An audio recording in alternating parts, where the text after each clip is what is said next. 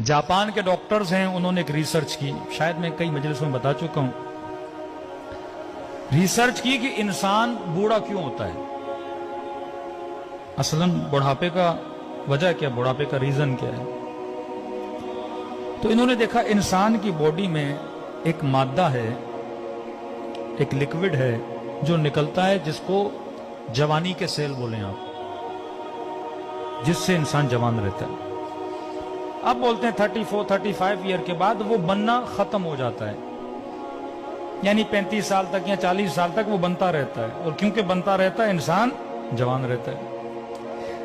अब वो बनना खत्म हो जाता है, जैसे वो बनना खत्म हो जाता है इंसान बूढ़ा होना शुरू हो जाता है, बाल सफेद होना शुरू हो जाते हैं, खाल पे झुर्रियां आना शुरू हो जाती हैं, घुटनों में तकलीफ होना शुरू हो जाती है।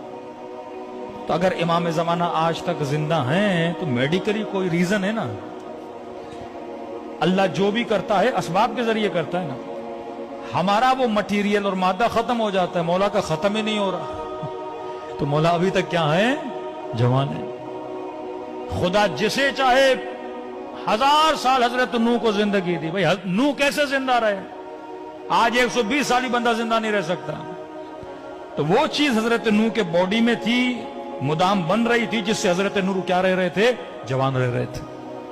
अब इन्होंने कहा कि हम देखें कि ये मादा किस चीज से बनता है, ताकि हम कोई दवाई बनाए, कोई टैबलेट बनाए, कोई गोली बनाए, कि अगर ऑटोमेटिकली नहीं बन रहा, हम बाहर से इंसान के पेट में डालें और जिससे इंसान क्या रहे, जवान रहे। हजारों पौधों पे इन्होंने रिसर्च की कि वाकई ये किस चीज से बनता है, कैसे बनता है। तो कहते हैं हजारों पौधों पे रिसर्च करने के बाद ये एक नतीजे पे पहुंचे